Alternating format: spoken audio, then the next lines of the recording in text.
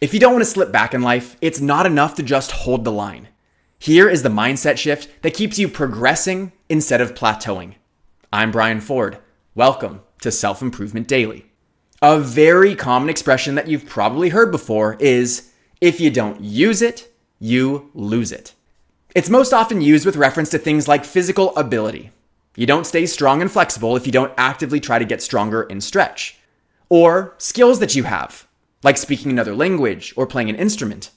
And even good intentions. You want to eat healthy or go to church, but the longer you don't do it, the harder it is to get back into doing it. And if that's true, which I believe it is, then must it also be true that when you use something a lot, you get more of it? Of course it is.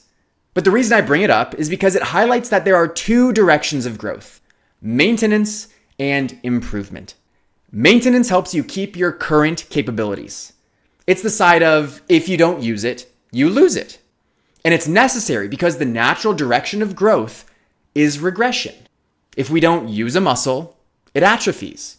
If we stop playing the guitar, we can't pick it up and play with the same fluency as we used to.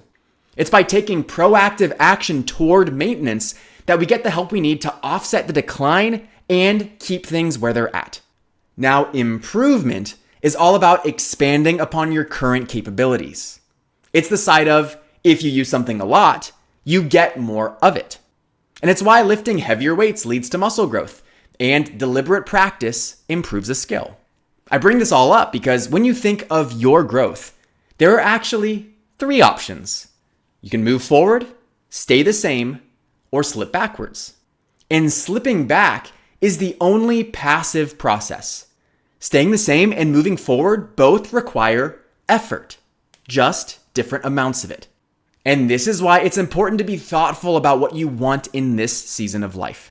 If you're being challenged or want a challenge in one area of your life, understand the commitment required to improve. If it's not time to improve something, but you don't want to lose it, make your commitment sustainable. This means you're less at risk of regressing because you don't take on something that can't be maintained, and you're not overcommitted and headed toward burnout.